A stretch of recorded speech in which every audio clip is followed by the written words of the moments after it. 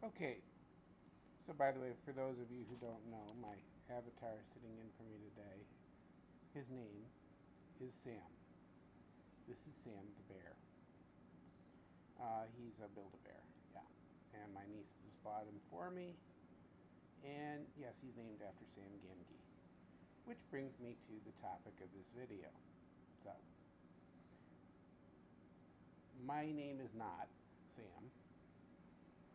He's just one of my favorite literary characters ever. And can you blame me, really? Lord of the Rings. Um, and so I use him frequently as an avatar online.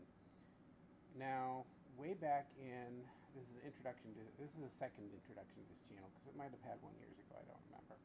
But anyway, so way years ago, I had a channel when I first started on YouTube for a couple months called Samwise Gamgee 14609, I believe it was, or something like that. And I think I use a similar variation on that on one of my other social media. Anyway, that channel, I lost the password to it, and this was in the early days of YouTube before Google bought them. I believe it was before Google bought them. It was 2008. Anyway, the password recovery system was not working, and I misplaced the password. It's, yeah, the whole 9 yards. So I wound up setting a second channel, and I wanted to use him as an avatar again, but of course you can't duplicate yourself too closely. So I went full-on geek, and I went into the memories that I have of the appendices. So the new channel, and this is the current channel name, is Banazir Gelpsy 1968. Now I gotta explain. Banazir, yes, that's how you pronounce it. Banazir. At least that's how I pronounce it. It's probably incorrect, and Tolkien will probably get me wrong. If he were still alive, he'd probably yell at me for, well, he doesn't yell, he sort of mumbles.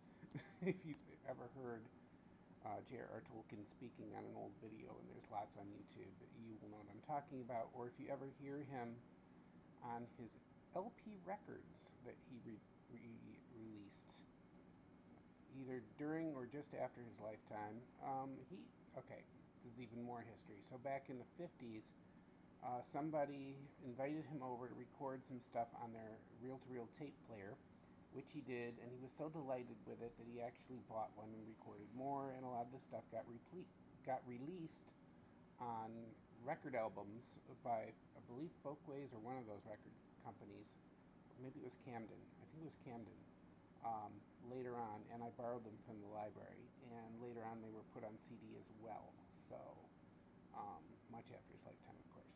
So anyway, so films and recordings of J.R.R. Tolkien's voice do exist, and if you hear him, he mumbles. But I'm getting way off track. So I pronounce it Banazir Gelpsy 1968. 1968 is my birth year. And if you use the combination 14609, which I have, that was the zip code that I lived at that time. I don't anymore, by the way. So don't think you're going to stop me with that. So anyway, I still use the zip code, and I don't live there. Anyway, where was I at? This channel. So, I'm a fan of Sam Gamgee, which is why this bear is named Sam Gamgee. Anyway, yes, appropriately barefoot. Although I know I probably could have gotten sneakers for him. I don't remember, but I didn't for that reason. Okay.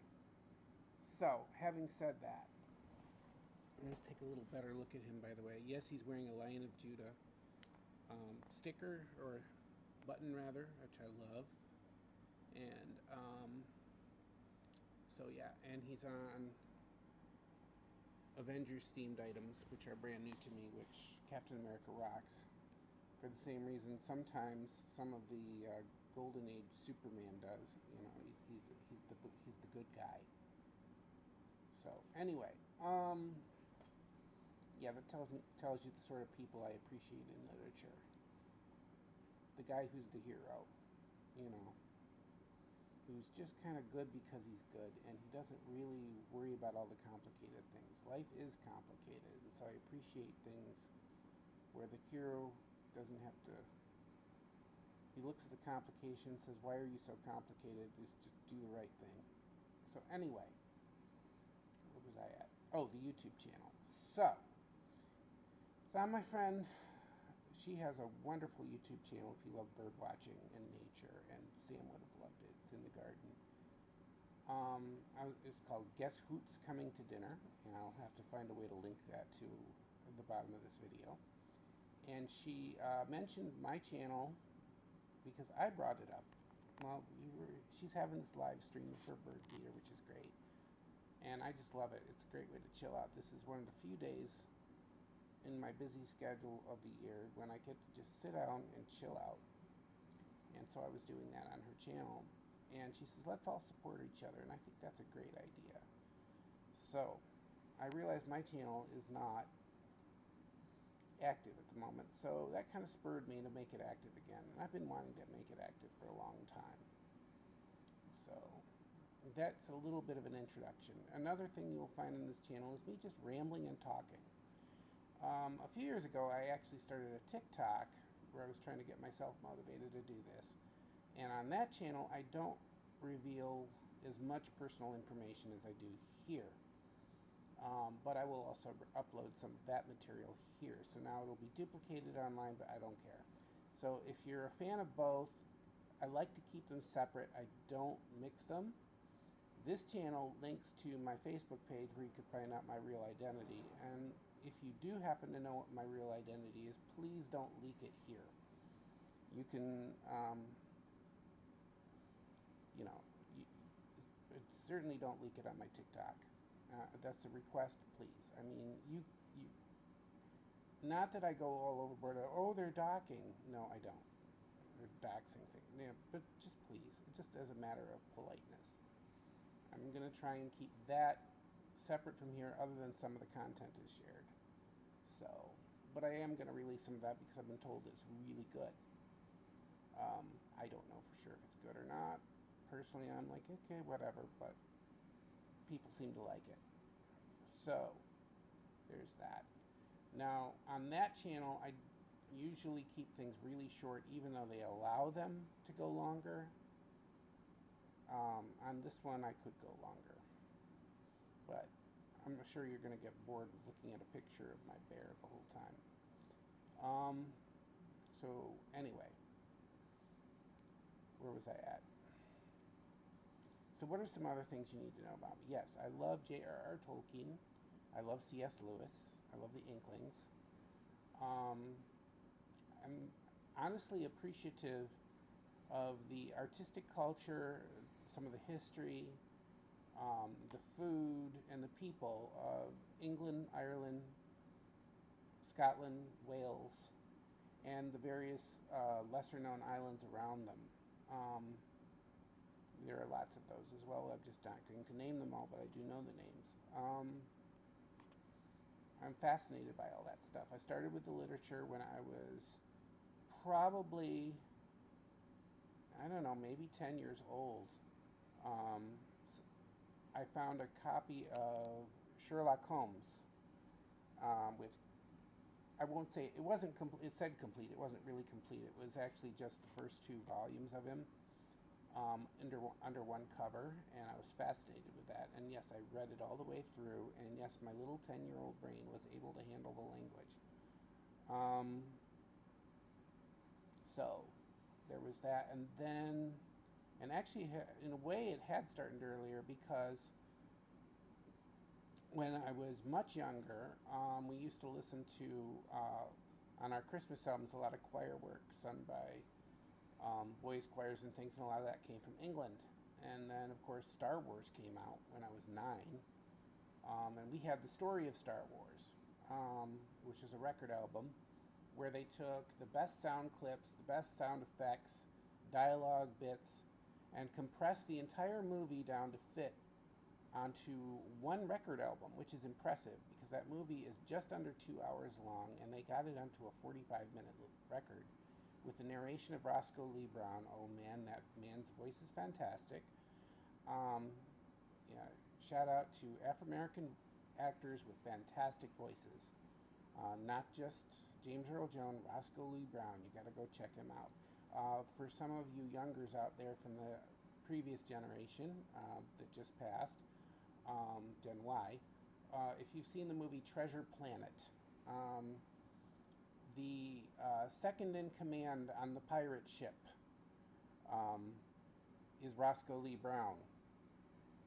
So yes, that's the man.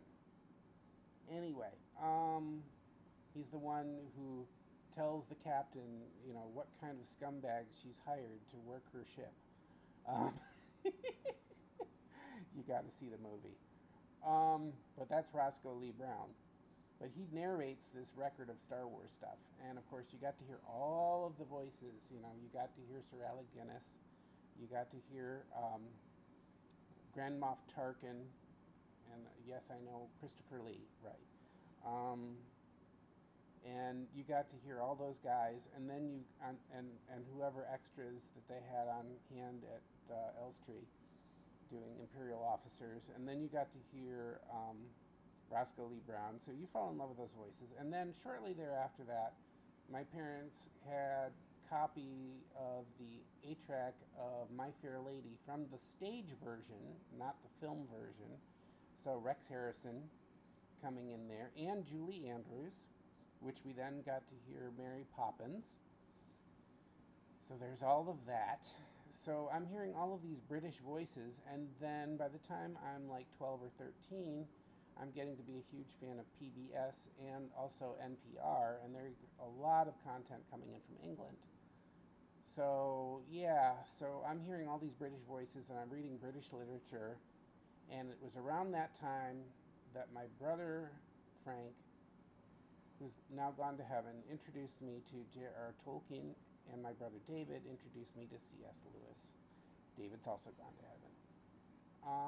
So David had taken a children's literature class at Evangel College, which is now Evangel University, and they had them get a complete set of Narnia in the box set paperbacks, and so I read all of those, and I started to read The Hobbit, kind of fell through, and then my brother Frank also brought home the Argo record of The Hobbit, which is compressed. Again, a wonderful recording in a British accent, and I listened to that all the way through multiple times. And then I finally got to the point where I could read The Hobbit for myself. And by the time I was a young teen, I had read The Lord of the Rings twice. And yes, when Frodo died in the story, no spoilers, he almost dies, and it looks like he really died. And I thought he really died. I broke down and cried. And I was right there with Sam. And then on the second reading, when Sam has the encounter with the elves at Woody End, is when it suddenly clicked through to me, Sam's the hero. Frodo is not the hero. Sam is the hero. And then later on I read in a letter that Tolkien agreed with me. Somebody had written him a letter about that, and he wrote back, yeah, no, the real hero isn't Frodo, the real hero is Sam. And it's in one of his letters, and I'm not going to look up the reference, but it's there. So, yeah. So, and now I've read Lord of the Rings so many times it's not funny. I'm currently making slowly my way through Rob Daglish's audio version, but I've actually read the text with my eyeballs probably over 5 times, maybe 6 times. Never seemed to get all the way through Silmarillion. I've read Book of Lost Tales, Volume 1, and I always get stuck in Silmarillion at the first chapter with the singing of the world into creation. And I never seem to get beyond that, but I will get there eventually, and I do have a copy of the, what is the where he basically does the Oedipus thing, and I can't remember what it is, where they fight the dragon. I have that one too, and I have read that, but as a separate piece. Children of Hurin. That's it.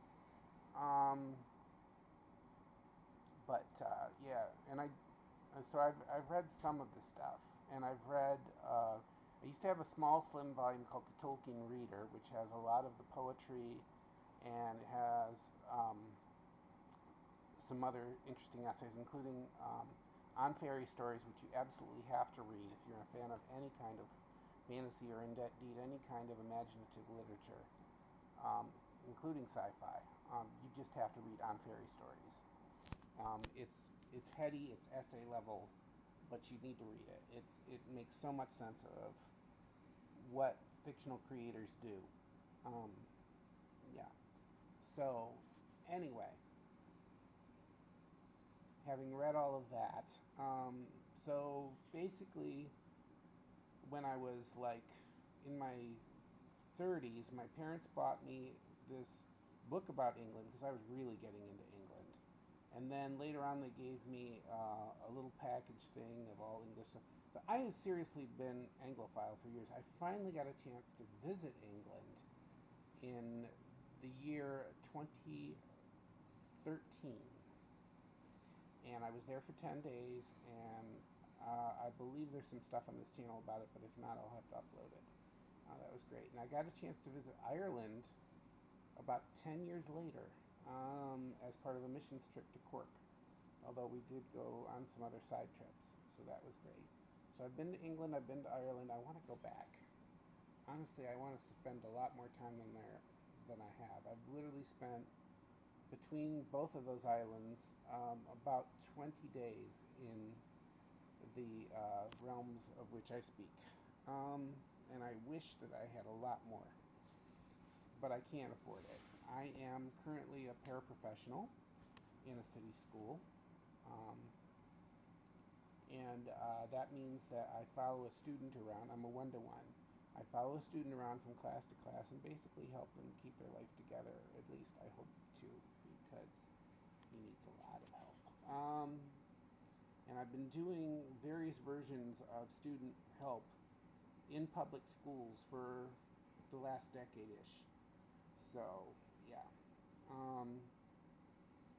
That's what I do. On the side as an amateur, I'm a creative artist.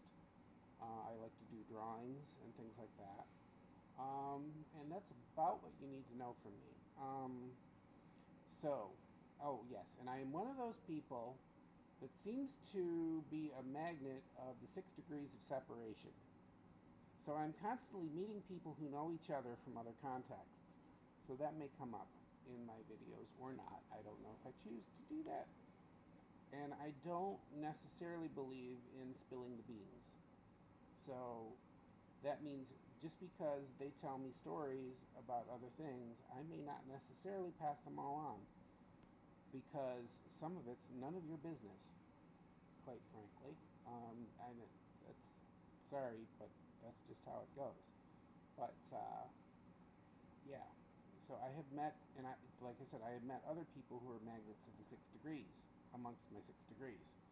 So, and that's the reason why I have this policy. Sometimes, just because you know stuff, you don't have to tell everything you know. Although I do tell a lot of trivia, so you're gonna hear that. But it's all gonna be safe trivia. I'm not gonna put out stuff that I shouldn't be putting out. So I don't believe in that. So this video has gone on for a good 20 minutes.